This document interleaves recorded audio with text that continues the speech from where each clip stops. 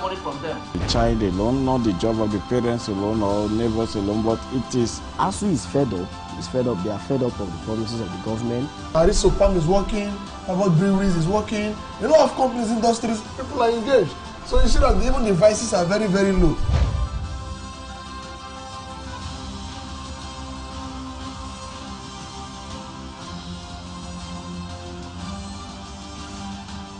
Advocacy.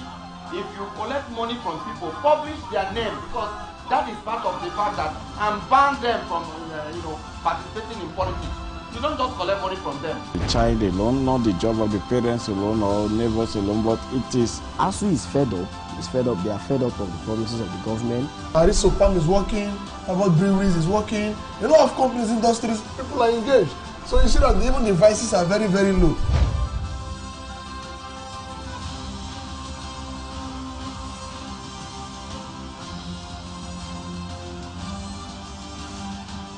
Advocacy. If you collect money from people, publish their name, because that is part of the fact that and ban them from participating in politics. You don't just collect money from them. The child alone, not the job of the parents alone or neighbors alone, but it is. ASU is fed up. It's fed up. They are fed up of the promises of the government. StarTimes is working. About breweries is working. A lot of companies, industries, people are engaged. So you see that even the prices are very, very low.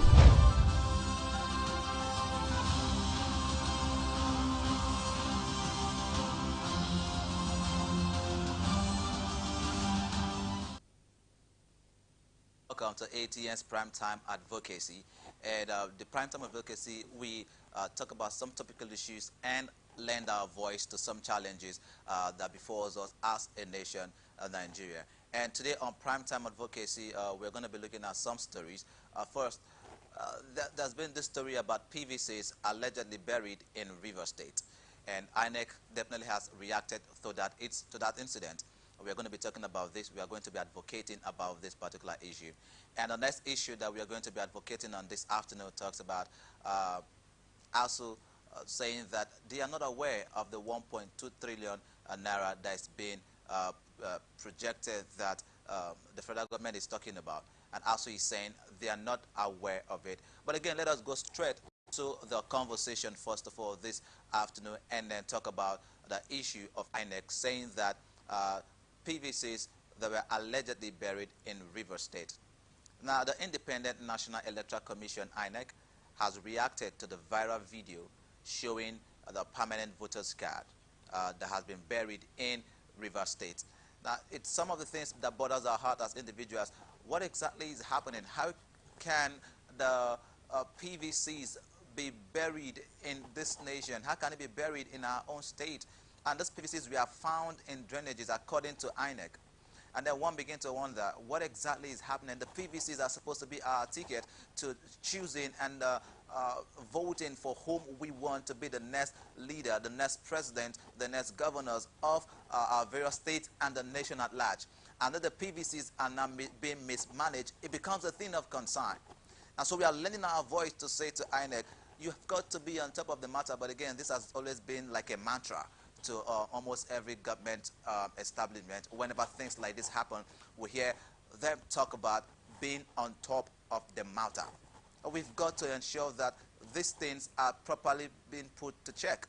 Now, there's a video that proves what I'm talking about. And first of all, we're going to look at that video, and then we'll continue with advocating about the issue of the PVC that were found in drainages.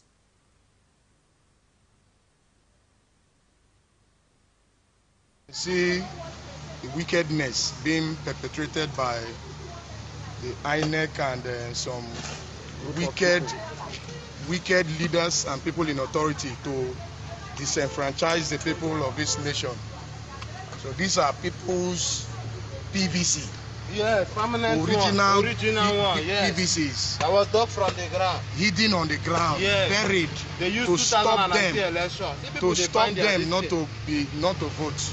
So you can see it. Permanent one, yes. Hidden on the floor, dug from the ground. 2.something Look at the pieces wickedness. here. Look at it. It's more than 2 million pieces here. More than 2 million pieces yes. of PVCs here. Check out. You can see what is happening in this country. Wicked people. Go and do PVC. Go and do PVC. Well, you've seen that yourself. And if you could hear the voice of the individual who was narrating, you heard him shouting and saying, this is wickedness. Well, is that not wickedness? Seeing millions or thousands of PVCs being dumped, being buried in drainages. Let me take a leaf from the word of that individual who was narrating on that video, and he said, these are PVCs of individuals who, in quote, now will become disenfranchised if they don't get to have the PVCs to vote for the next leaders come 2023. Come on, I keep saying these things, that the PVCs are the things that afford us the right to choose, to vote, to select our leaders. And if our PVCs now are being buried, hey, come on, what that becomes of us as a people? Now, the electoral body said the PVCs allegedly buried in a highly placed personality was discovered in River State. Now, you saw the video just very recently, and it still bothers our heart. And there's an allegation that the PVCs were buried in a politician's residence. You know, isn't this painful?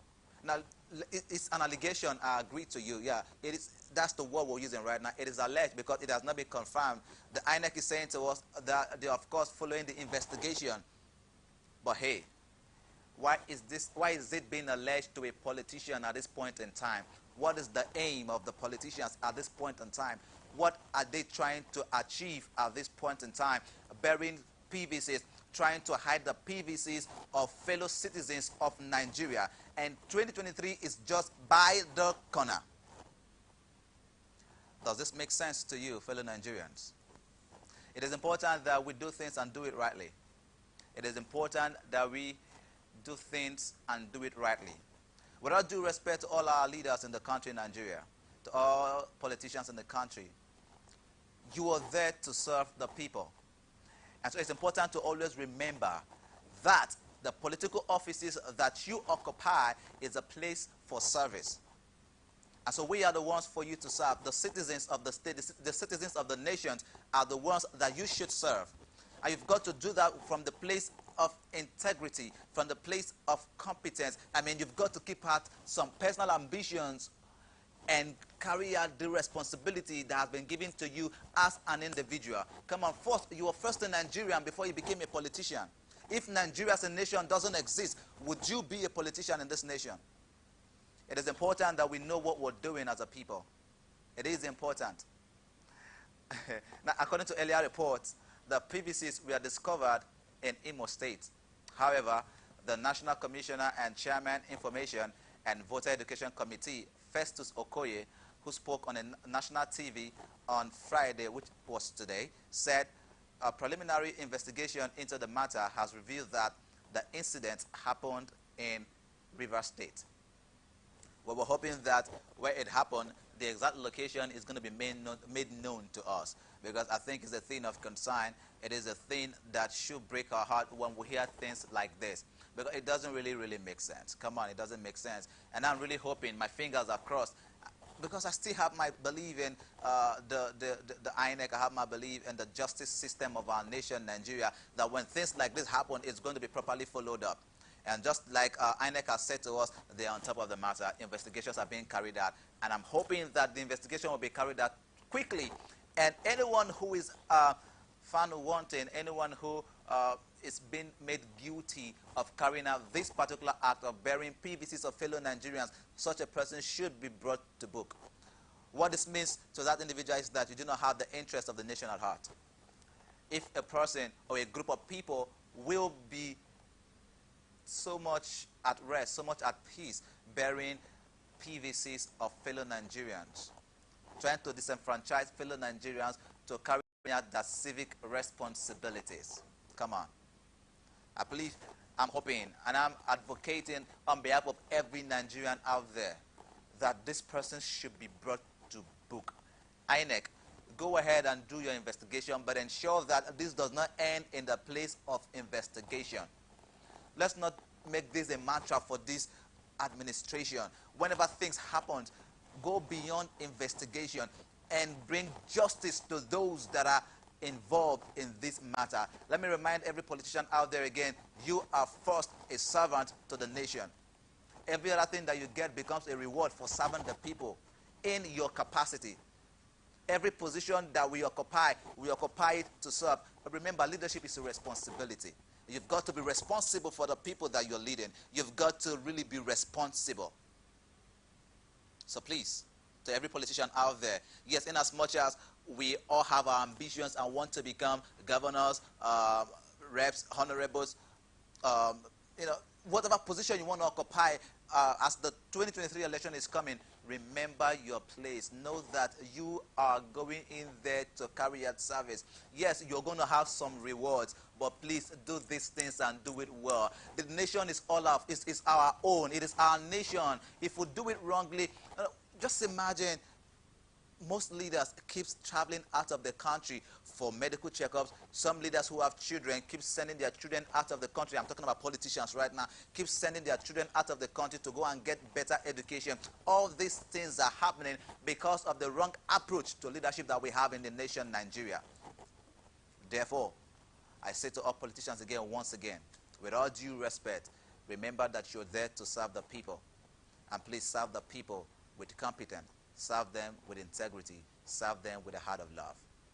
Once again, I pray that INEC should be able to find out the perpetrators of this act and ensure that they are being brought to book. Let us not just carry the stories or just read the stories that these are the things that happen and the promises that the investigations are being made without seeing these individuals being punished for their act. It is important that they are being punished for their act so that all Nigerians can know and will know that the justice system in this country is still functional.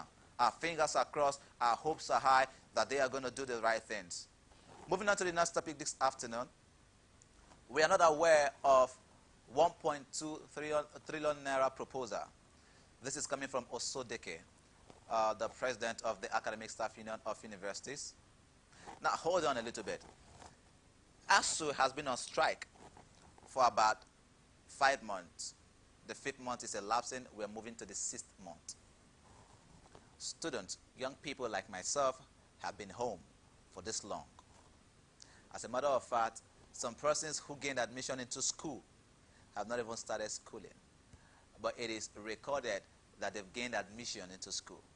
You know, there's this joy that comes with, of course, especially to teenagers, there's this joy that comes with, hey, I've gained admission into school. I've been moving into the university to study this and to study that. And with all of this excitement, that your name has been shortlisted in the school portal as being admitted into a particular school in Nigeria. And all of a sudden, you're hearing that the strike has come. And for the past 5 months, lecturers, students have been at home. ASU has been in negotiation and renegotiation with the federal government, and nothing concrete has been done.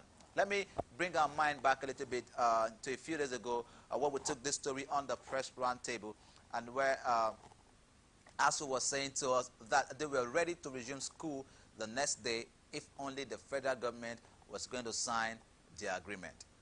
In other words, somehow they might have come to an agreement, but it has not been signed on paper.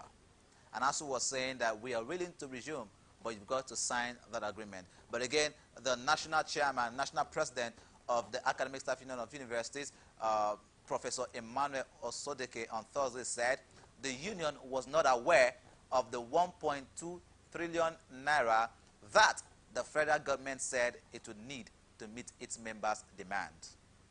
He also accused the Minister of Labor and Employment, Chris Ngige, of misinforming the president, President Muhammadu Buhari, about the ongoing strike by the union.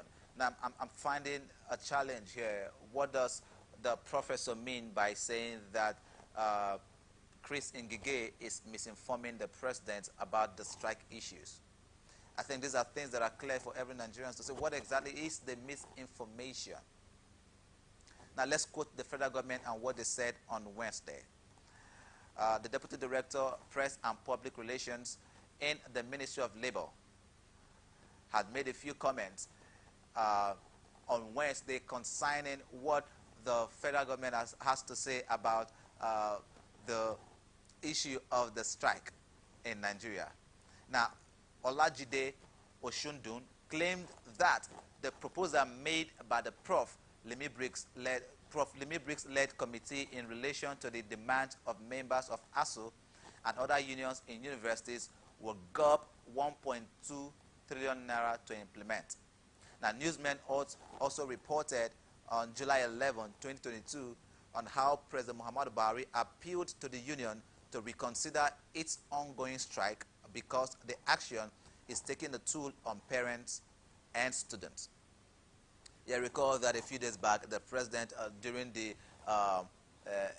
Ed Kabir celebration, the president had appealed to ASU to resume classes, saying that this whole thing is having a concrete toll on students. And I've asked those who are close, relatives and friends to ASU, to beg ASU to resume school.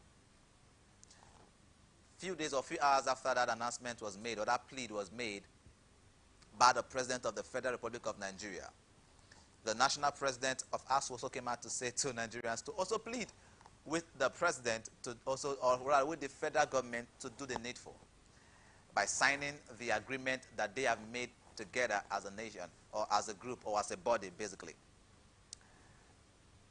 And then we're asking ourselves exactly, who are we going to beg in this nation?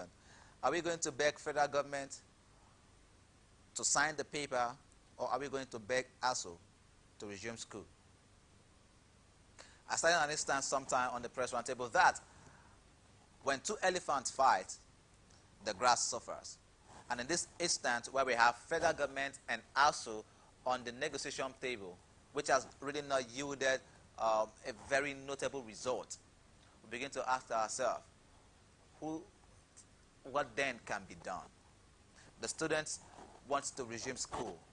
I'm sure some lecturers who have the interest of the students at heart as well and love their job also want to resume the classroom and do their passion and carry out their duties and responsibilities to these students. A quick reminder again to both the federal government and ASU and to every well-meaning individual in this nation. Education is the bedrock of every society. Without education, we can really not thrive. Remember what the president said to us a few days ago? I think that was last night. We took that on our story too, saying that there are no more jobs in government. And it bothers our heart more too. If we're not educated as a people, academically, what then can we offer to this nation? Because it takes a sound mind, it takes an educated mind to be productive, to be innovative in dealings of this country. Without education, it is difficult for a country to thrive. It is difficult for a country to excel without education. Think about this. To some of you that are educated out there, before you began to gain education, or in the course of gaining education, you realize that there's an expansion that comes into your mind. Your mind begins to open to certain ideas, opportunities as well. Your mind begins to improve. Your sense of reasoning also evolves from what it was before to something greater. Why? Because education has come into your mind. I know that the mind has to be a powerful tool. The mind, rather, is a powerful tool.